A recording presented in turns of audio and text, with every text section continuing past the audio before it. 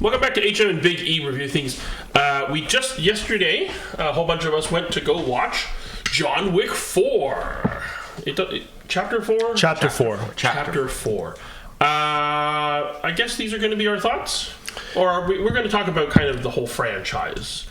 Well, going in, yeah, the reviews of John Wick Chapter 4 were phenomenal. Yeah. That's why we all went. And I was going to entitle this segment Why It Works, but it might not have worked for Alvin, so it might have worked for me and Rob a little bit better. We could talk about that. Yeah, I mean, we have our quick short that kind of talked about it, and I've kind of had a night to mull it over. I mean, it's really clear that the people who made it love their work, and they put a lot of passion and time into it. Like the amount, it's just unfathomable how much the stunt coordinator, the choreography, the lighting, the cinematography, all that kind of stuff is a beautiful movie. Some of those shots, in Japan where they are, and even some of the desert shots. Again, I think they went on location a lot, and we talked about that. But my problem is, so many things happen. You just become. I became a bit numb to all the action.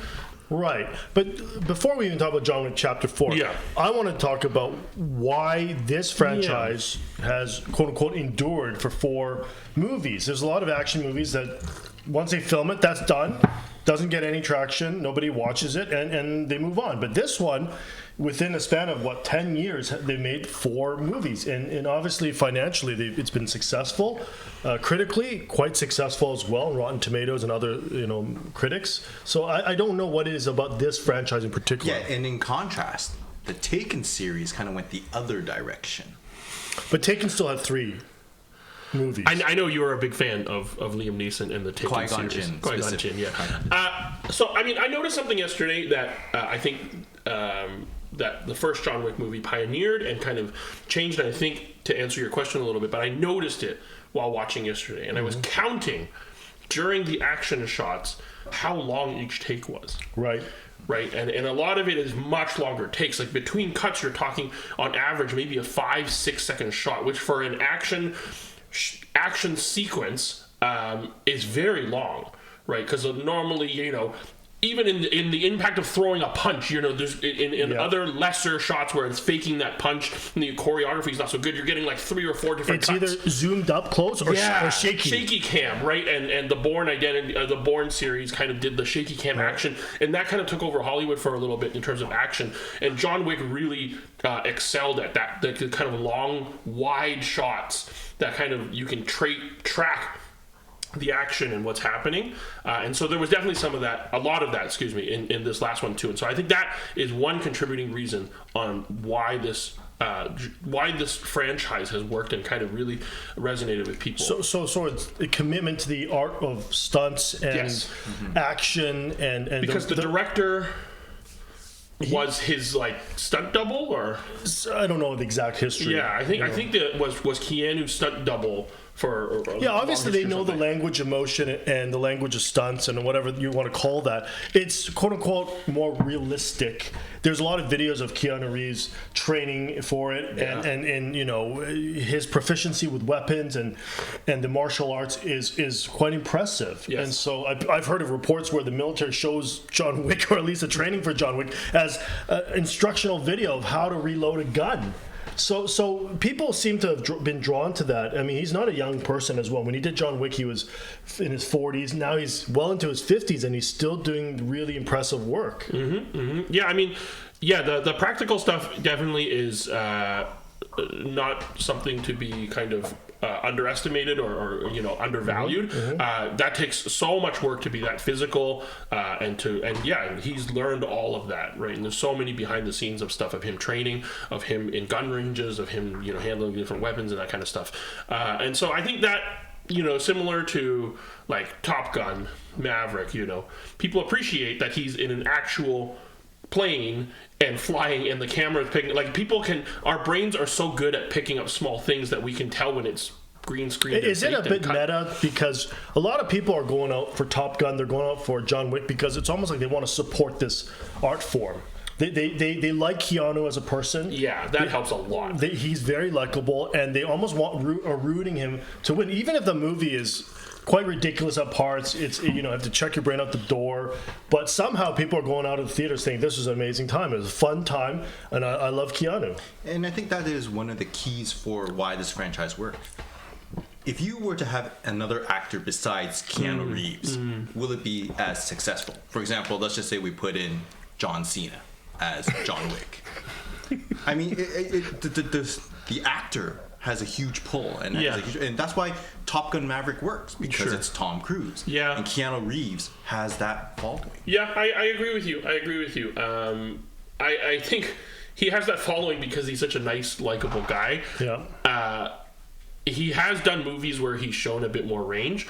John Wick is not one of those movies where there is opportunities for him to show range. And actually, I think especially in this one, a lot of his dialogue delivery and stuff is all pretty wooden and like. But here's the genius of it. Yeah. The first line in that movie, he goes, "Yeah." He says that like a lot. But we everybody laughed, but you still took the movie seriously, right? You still kind of applauded. So it's almost like they're aware that he comes across that way. Yeah. They're aware of the franchise. Yeah. They're not giving him big monologues. They're not, right? He's got one line at a time, and he lets his actions, quote unquote, speak for themselves. So something about this movie franchise works. You know, it made almost $80 million in the opening few days, so it's obviously on track to break some records, or at least do very well. Yeah, and I think it's rare that I guess we get, you know, these pure action movies. This is very much a pure action movie, to the detriment of the plot, and I think that's where we start to diverge on some of our opinions for this movie. I know one of our biggest channel supporters, Movie Ninja, was also looking forward to this. So Movie Ninja, let us know if you've seen the movie and kind of what your thoughts. We hope we don't spoil it for you too much. So, I mean, I think that's a good discussion on why the franchise worked. I remember, I didn't watch the first. I don't think I watched it until the third one came out. Right. And then there was enough hype. And I was like, okay, I'll go back and watch it. And it's like, oh, yeah, the first one is amazing. Right? And then the second one was, okay, it was good. Expanding the world. Kind of like, the world is really interesting. And then by the third one, okay, the world is now a bit too big. And that grounded reality from one has now expanded to, this is very much fantasy. And like, there's no grounded anymore. Everyone is an assassin. He is now invulnerable. Yeah. And this, in 4, it's even more than... Well, what do you think they were trying to do in 4, though? Because why did they do 4? 3 was already expanding the world. Did they really need to conclude the story? I know. Or was it like doubling down and saying, okay, you want action? We're going to give you the biggest stunts. We're going to give you more set pieces. We're going to give you more fighting, more locations. That's what I felt like this movie was. Yeah. Like, there were scenes clearly where you thought the action would end. And it kept going. Yeah. And for a long time, yeah. Well, one of the things I read online was that they were originally going to do a John Wick 4 and a John Wick 5. Okay. But because of the pandemic and then production issues, they decided to put it all into, let's just have John Wick 4. Okay. I mean, officially spoilers, I guess. Spoiler. We haven't done a spoiler warning in a while. But I think a lot of it has to do with him dying. You think he's dead? No. If it makes enough money, he's definitely not dead. I mean, did he die on screen? Not really. He fell over. No, he fell over. Yeah. No, he's not dead. He's definitely not dead. I mean, I likened it when I saw it. I was like, okay, like, are they doing a Daniel Craig, No Time to Die was the last one where he dies, and like and that would be kind of like a reason for this film's existence. Kind of what you're talking about. Why did they make this movie? What is this movie about? And I thought maybe this is so that we can conclude this character. But I sort of agree with you, in today's Hollywood, if it makes enough money, which it looks like, and it's tracking that it will, that somehow he won't die. But I feel that would be nice if this was an emotional end to his character. Not that it made a lot of sense. But I think he didn't need to die to make a nice emotional ending. He resolved his story. But they also obviously have an end credit scene that sort of explains that there could be more. So I don't think he's dead. I think they will make John Wick 5. They may do the Fast and Furious route, go all the way up to 10. Or is it just going to be spin-offs? With Keanu Reeves? No, because they have the Hobbs and Shaw, the ballerina, right? With but he's appearing that as John Wick. I guess, yeah, that was announced. I guess it was. Yeah, I'm not sure he's starring, but John Wick makes an appearance. So either it's a prequel, or it's going to be John Wick survives. Yeah. I don't know. What more is there that's interesting about this character. It's not a particularly deep character, right? And you know, from the first one, right? He's a man of pure determination and drive, or whatever that line is, and we've seen that 4 times now. Yeah, I think I don't need to have it. In fact, in this movie, I think there was a little bit too much action. It kind of became boring when it's just, he kills about 160 people in this, right? So, and each one of them takes about 6 bullets to kill, because it's no longer one shot kill. He's shooting them 6 times because they're wearing bulletproof suits, right? So, which is a nitpick I have. I mean, like, they're using 9mm. I mean, just up the caliber, 45, 50. And I'm pretty sure that Kevlar will, be kind of useless. The bow and arrows were able to pierce through. Because it was made by Hanzo Steel. I mean, if we're starting to get into nitpicks, there's a lot. I mean, so much of it, I think a lot of it feels inspired by video games. It was a video game. Right? It's like, oh, this is your main quest, and then you have to do all these side quests in order to be able to get a level up. Yeah. You have to get equipment. You have to get a special quest branded that you've completed this quest. There's a side quest. Yeah. And so I don't know. What is it about it, though? They know they're doing these things. They're shooting almost like a video game.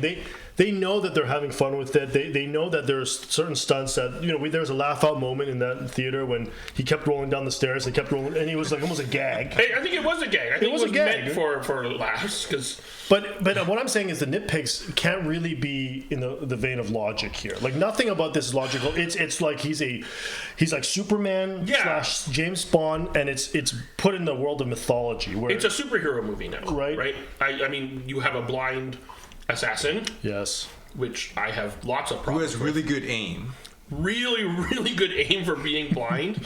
I was just thinking, how to make that character work. It would make a lot more sense if he was blind and John Wick had to go to him, and like he's in a familiar environment, like he's in his like dojo or whatever layer like that. It's his, and he can maneuver. And he used sensors, okay? Yeah. Like and the pinging of steel.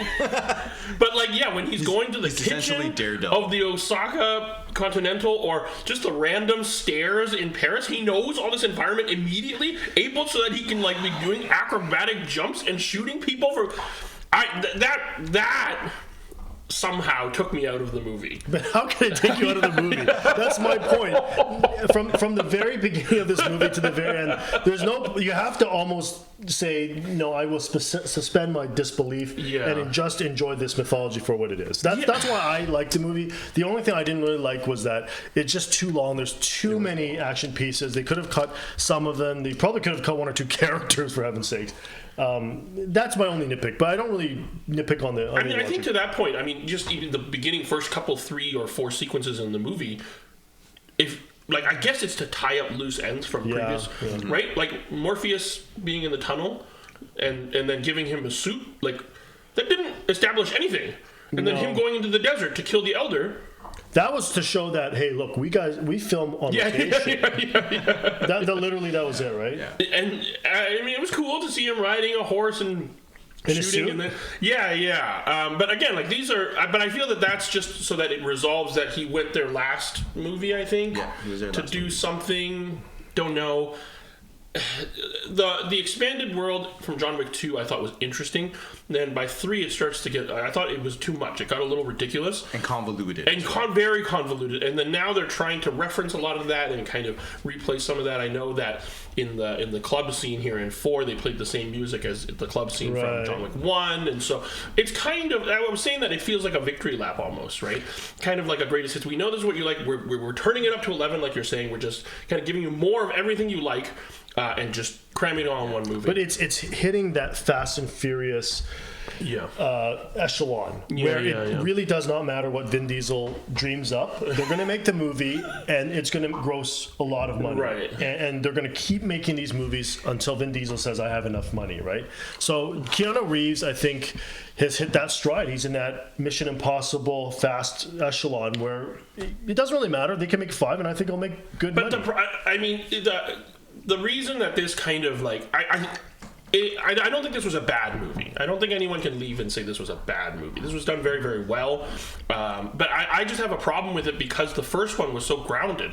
I mean, Fast is a really good, excellent analogy. It started with street racers trying to figure out who was stealing DVD players, right? Yeah. And then, you know, in the past few, it's been whatever.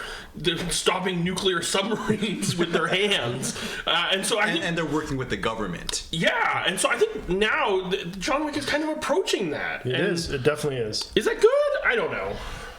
I don't know. It was a fun... I mean, yeah, we still go and enjoy Fast. Yeah, and it's coming out in 2 months, and I'm sure we'll all be there day one to support Vin Diesel. Yeah, okay. Well, it works in some ways. I'm not sure the future. Yeah. Right. One of my enduring thoughts, I remember when I whispered over to John, who was sitting next to me, as the movie started, I was like, oh, this reminds me of what wasted potential Matrix Resurrections could have been, right? Yeah. With Lawrence Fishburne and Keanu together, and with all the guns and the fighting. Oh, it could have been so good. They had all the money in the world to make that movie good, and it was awful. It was awful, and I would watch... And that's another action movie, right? I would watch John Wick 4 a million times versus that movie. Yes. But, yeah. So, I mean, I think it wasn't a bad movie for me. No, I would give it a B, but, I mean, it seems on Letterboxd, it seems on Rotten Tomatoes, this is like an A+ movie for most people. So I know I'm in the minority here, which is fine. It's great to have differing opinions. What would you grade this? I'd give it an A-. Yeah. Because of Keanu's commitment to it. It knows exactly what it is. It does not make apology for it. It doesn't try to be something it's not. So I have to give it an A- purely for the amount of effort and stunt work that they've done.